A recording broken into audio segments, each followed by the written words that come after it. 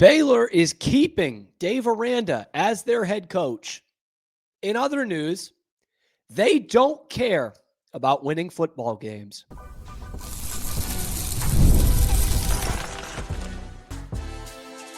You are Locked On Baylor, your daily podcast on the Baylor Bears. Part of the Locked On Podcast Network, your team every day. Hello, Bears fans. Welcome to this emergency edition of Locked On Baylor. Breaking news. Dave Aranda will be the Baylor football coach in 2026, according to President Linda Livingstone. They are sticking with him. Are you? Are you going to stick with this program at this point? I'm your host, Cam Stuart of ESPN Central Texas, and the Rogue Media Network. I appreciate you guys making it your first listen today and every day. What does this mean for Baylor? What does this mean for the AD search? How are they justifying this? I'm really trying to make sense of this. I'm not going to lie to you guys. I stared at the tweet and the tweets and the email for a long time, and I was just trying to find the words here. This makes no sense. No sense at all. Dave Aranda is coming back. It's been nothing but mediocrity to downright apathy in the last 4 years. And somehow, some way, this whole Mac Rhodes thing and him getting fired and the investigations around that lead to Baylor actually keeping their head coach, Dave Aranda. I want to read Dr. Livingstone's message to the Baylor family, because when we've gone through it the last couple of weeks of like, how does he possibly keep his job? I'm wondering, like, how is Baylor going to spin this? And even I didn't expect such a bad spin, such an incorrect, wrong spin. But here it is. I'll skip ahead to where she says she's keeping him. After careful evaluation and consideration, we have decided to retain Coach Dave Aranda as the leader of our football program. We recognize this will generate strong opinions. Let me be clear. Baylor expects excellence, accountability, and competitiveness at the highest level. We are not complacent, and we are not settling for mediocrity. See, I'm going to push back on that because I actually think what she is saying here, all 5 of those things, the complete opposite is true by keeping Dave Aranda. I would say none of those things are correct. Not one. Not one, man. You expect excellence, but you just keep anybody on board when there's not excellence, because we're so far from excellence right now. Oh, and we have accountability. Where's the accountability? You're telling me in this email that you are not holding people accountable. You can lose as many games as you want. You will keep your job. That's not accountability. That's the antithesis of accountability, actually, and competitiveness. Where's it been competitive? That 55 points you just gave up on your home field, is that competitive? Sitting there at 5-5, is that competitive? You got this team that brought back all those weapons from last year, and they have a real shot of missing a bowl game. Is that competitive? What is competitive about having a defense in the 100s? What is competitive about having a senior class that will never see a 10-win season or anything really close to it in their 4 years on campus? That's competitive, apparently. We're not complacent. Sure as heck looks like it. I mean, I guess not in firing your AD, which needed to happen, but then you had this clean break that you could hit the reset button, and instead you are deciding to be complacent. So that's incorrect, and we are not settling for mediocrity.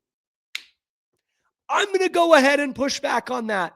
I'm going to disagree, because at best, what Dave Aranda has been at Baylor is mediocre. At best. At worst, it's been downright bad. His tenure here. He is 36-35. That is as mediocre as it can get. And when they lose tomorrow, he is going to be as mid as possible. 36-36. That is mediocre. I took English classes. I know what the word mediocre means. That's exactly what it is. I'm sorry if you haven't turned the volume down in your headphones yet. I'm sorry about that. This decision, I'm going to go on here. This decision reflects several critical factors. Stability during transition.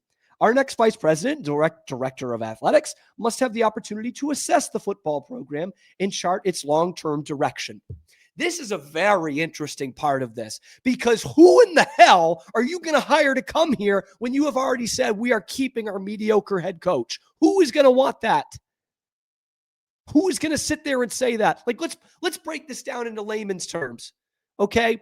If you are going to manage a restaurant and the owner says, we want you, man. We need you to be the manager here. The chef is friggin' horrible. Like, he can't cook spaghetti.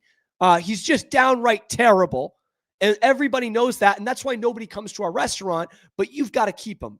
How does that sound? That sound like a fun time? Who in their right mind would come here? What AD is saying, yeah, I really like the challenge of trying to win with Dave Aranda. One of the most well-respected ADs in the country couldn't do it, but I know I can. Who wants to work for you? And what AD can't make an assessment of the football program in pretty quick succession? It happens all the time. You hire an AD this week, give him 2 weeks to assess the football program, and let them do what they want. Instead, they said, no, we're going to give you a challenge. You got to stick with Dave Aranda. And we know how this goes. I know Jeremiah Dickey had a hand in hiring Dave Aranda, right? He was Mack Rhodes' assistant. He's not going to want to come here for that. Jared Mosley at UNT is not going to want to come here for that. You're going to promote one of your co-interims, probably Jovan Overshone, because she's been the assistant. That's what you're going to do. And we're just going to run it back, baby. We're just going to status quo the hell out of this thing because it's going so well right now. Like, what are we doing here? How does that make any sense to anybody, let alone the president of our university and probably the Board of Regents? So that's the first thing. Student athlete experience is the second thing, because these athletes do love Dave Aranda. I don't think it's difficult to argue against that. We don't see it on the field, but from everything you hear, these guys do like Dave Aranda and they like their coaching staff. But I don't know. I was raised to believe that the world's not like that. It's not just about having your friends in there. It's about getting results, winning, especially in football, retaining our current roster and protecting a nationally ranked recruiting class. If you're gonna base your coach on what the next recruiting class is, he's never getting fired, ever. Let alone the fact that he's finally now just starting to recruit because he brought in other people. It's not Dave Aranda. He brought in other people that are really good at recruiting. And never mind the fact that we haven't been able to see him develop any of his people really into a winning football team. But God, can't do that. I mean, if you're on the team right now and Dave Aranda's coming back, what's to say that you aren't going to leave? What's to say to these recruits like, yeah, man, I like the guy, but I can go to LSU or Notre Dame or Oklahoma and win? Or worse yet, what are those recruits who are going to say, I can go to Texas Tech and TCU and win? I can't win here. Great. Financial stewardship is the last one. In the era of extreme volatility in college athletics with NIL, the transfer portal, revenue sharing, and much more, this approach allows us to invest wisely in the program's future rather than incur significant buyout costs during an unprecedented turnover of coaches across the country. Bam! Bingo! Where in the world is Carmen Sandiego? There it is right there. We are broke. We pay players, but we can't afford to buy our coach out. That's what that is. We don't have the money to do it. Poverty program? I guess you're right. They don't have the money to buy him out. It's crazy. It's crazy. And the whole uncertainty with the coaching carousel, spare me with that. That is such a loser mentality. Such a loser. Oh, well, where do we fall? And I know Tim Brando talked about this on 365 yesterday. I just couldn't disagree more. Where does Baylor fall in the current coach openings? No one's saying it's a bigger job than Florida or Auburn or Penn State. But when has that mattered? When has that mattered? Like in 2008, were you the number one job available? 2016, you weren't. The damn University of Texas was hiring a coach at the same time as you in 2016, and you didn't bat an eye. You just hired a good coach. But now it's, oh no, who are we going to get? Figure it out. That's why you're getting an AD, someone who can figure it out. And by the way, Auburn and Florida and Penn State, they're probably not looking at the same coaches that you are, no matter how many jobs are open. I don't think Baylor's calling Lane Kiffin like Florida is. And there's a reason why James Franklin didn't get one of those jobs, because they're looking for something even higher. Like, do you really think Penn State's going to go hire Eric Morris away from you? That's such a loser mentality. And that's what we are right now. As people associated with Baylor, we're losers who are losing on the field and off the field. This is the most disappointed I've ever been in Baylor in something that doesn't involve a major national scandal. And I hate that we got to put that caveat on it, but what are we doing? This is the second time in Dave's tenure here that I would argue any other program in the country would have fired him. And that doesn't even include a 2-win season. As the guy who flipped the coin at the first game at McLean Stadium once said, fool me once, shame on you. Fool me twice, Baylor Bears can get fooled again.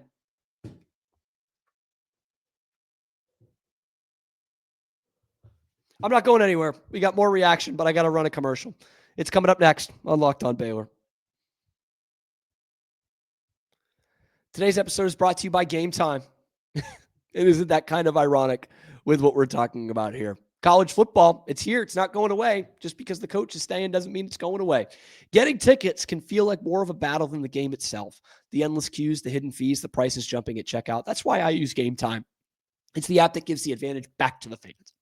It's the easiest way to score last-minute tickets at the best prices with no surprise fees. What you see is what you pay. I pull up Game Time, just a couple of taps. All I see is amazing deals. College football games for as low as $25. And let me tell you something. There are going to be plenty of seats available even at the last minute next year at McLean Stadium. So take the guesswork out of buying college football tickets with Game Time. Download the Game Time app, create an account, use the code LOCKEDONCollege for $20 off your first purchase. Terms do apply. Again, that's promo code LOCKEDONCOLLEGE, Locked On College, all one word, all caps, for $20 off. Swipe, tap, ticket, go. Download the Game Time app today. Now, I know a lot of you watching and listening are Baylor alums or Baylor students. I am. And one of the things we heard a lot in our time at Baylor was the Baylor bubble, right? That Baylor is so separate from the rest of Waco. And this move, retaining Dave Aranda, certainly shows a Baylor bubble. Certainly.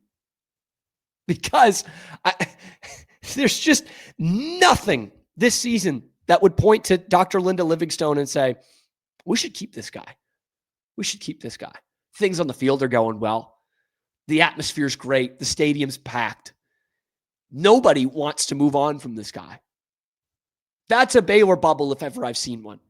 Just Linda and the Board of Regents saying, no, I think we should give him another shot. Year 7. We should give him a 7th year of 500 football. And oh yeah, it's not lost on anyone that one of those was a great year. And it's mentioned in this email. Boy, do I love continuing to hear about 2021. And I've always given Dave Aranda credit. Like, he took those guys and did something that Matt Rule couldn't do with them. But the proof is 1,000,000% in the pudding. They had a bunch of guys who were developed by Matt Rule that were ready to take the next step, and Dave Aranda could take them there. Matt Rule couldn't. But when it's his own players in here, the last 4 years is what you get. 6-7, 3-9, 8-5, and maybe 5-7. Potentially 3 losing seasons in 4 years and 4 in 6 overall. And Baylor, just the only school in the country that's like, give me more of that. Give me more of whatever that guy's cooking. It's such a joke, man. It is such a joke. Oklahoma State. I'll use Oklahoma State again. Very similar job to Baylor, right? resources, conference, recruiting base, all that stuff, very similar. They had a guy who was a legend at the school. Their best ever head coach had been there for 20 years. Things went south and they fired him. And Baylor, we can't do that. We can't fire Dave Aranda. What about the financial stability? What about the future recruiting classes? Only team in America that would do it. Only team that wouldn't fire the coach after what we have seen from Dave Aranda. It's just, and I hate,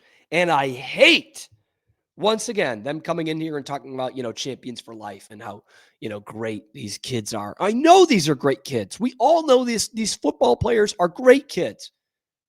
But don't shame us, the fans, for wanting to win football games. There are plenty of programs around this country that have their players graduate, that have good young men that build champions for life and win football games. Programs that play in tougher conferences than you do, that have equal or less money to you. Those programs still find a way to score more points than the other team does. It's not an either-or situation, so don't you dare shame us for wanting to win football games alongside having good young men on the football team. I mean, what else is there? Next year is going to be brutal, by the way. We talked about it on the show this week with the amount of talent they're losing. They could be a very bad football team next year. And then what are they going to say? Well, we got all these other guys coming in next year.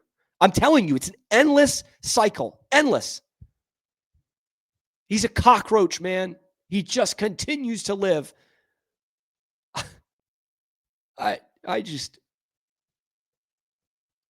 You thought it was a gauntlet at the beginning of this year with Auburn, SMU, and Arizona State. You got the same thing next year. You're playing Auburn on the road. You're playing Arizona State on the road. You're playing Tech next year, which you didn't play this year. You're playing BYU on the road. You didn't play them this year. You ducked the two biggest teams in the conference. They're on your schedule next year, and you want Dave Aranda to coach against them. What? And regardless of if you think this is right or wrong, this what I'm about to tell you is happening.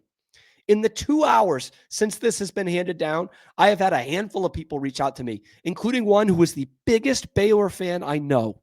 He's a third-generation Baylor legacy. They have had season tickets to football since before he was born. And he said, I don't think we're going to do season tickets next year. We give thousands of dollars to this football program every year. And this administration is telling you, we don't care. We don't care what you want. Which is in some cases fine, right? You can't totally adhere to the fans, but they're saying we don't care what you want and we don't care about winning football games. I'll close with this because I've been very fortunate in my sports life, especially my pro sports life. But the people I really feel for here are the Baylor diehards who are Dallas Cowboys fans. Because you guys know exactly how this feels. This is the college football equivalent to having a bad owner in pro sports. That's the equivalent of it. Jerry Jones, he wants his fingers in everything, right? He wants his hands all over the product. He wants the nice stadium. He wants to be at the top of the Forbes list. He wants the great brand. Linda Livingstone is telling you before they even hire an AD that she has decided they're going to keep the football coach. That's got your hands all over everything, I would say. You have a nice stadium. Sure, it's going to be half empty, but damned if you don't have a nice stadium, right? All you care about is the image, right? How nice our guys are our players and our coaches. Don't care about winning football games. And you've got a nice brand. You sued Boston University. Congrats. Nice brand you've got. Because that brand is going to be synonymous with losing and apathy and not caring. When people see Baylor football now, they think not a good team, terrible defense, coach on the hot seat, and nobody at the damn games. You think that's going to change? This is what we've got right now. We've got an owner who just likes owning it. Just likes being a part of it. Doesn't care to make it better. That's too hard. We're going to make some hard decisions. Yeah, people are going to have some strong opinions. Yes, people are going to have some strong opinions. This is embarrassing. Embarrassing. The college football world is laughing at us. Thankfully, the administration, the Board of Regents, they probably don't even hear that. They're in the bubble. They're texting each other in that little group chat, telling them how great each other are. Pats on the back, +1 queen. Great job. Wow, we really nailed it this time. The people are going to love this email. I'm telling you, you thought the fan reaction was bad this year. You said, no, we can go lower. We can go even lower. I'm telling you, you're going to start to lose the diehards here. Like it's not that far behind. It's not crazy to think you are going to be losing the diehards here pretty soon. These people want to win. You want your alma mater to win. And Baylor doesn't want to do that. Doesn't want to do that. Even T-Rex is trying to be anti-Baylor now. That's how you've lost.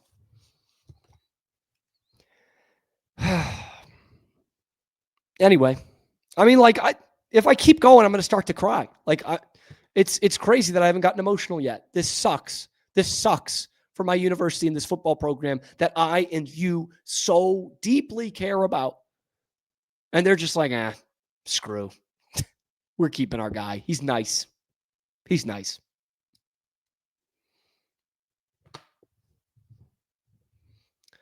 I guess just let me know what you think. Let me know what you think in the comments below. Be sure to like the video, subscribe to the channel. I'm the sucker because I'm gonna do a post game tomorrow in the middle of a party at my own house with some of my best friends. I'm gonna come in here and do a post game show for a program that doesn't care if they win or not. The players care, I'm sure, and I'm sure the coaching staff does, but the administration has seen it play out for years, and they say, no, we actually don't care. That's the only reasonable explanation. We can't afford it, and we don't care. And we're scared to try and go hire a football coach. It's embarrassing. But let me know what you think in the comment section below. Be sure to like the video, subscribe to the channel if you are so angry that Dave Aranda is still the Baylor football coach. It's the #1 Baylor football show on YouTube, and I'm sure there will be some others dropping like flies. Thanks for making it your first listen today and every day. We'll see you tomorrow. Locked on Baylor.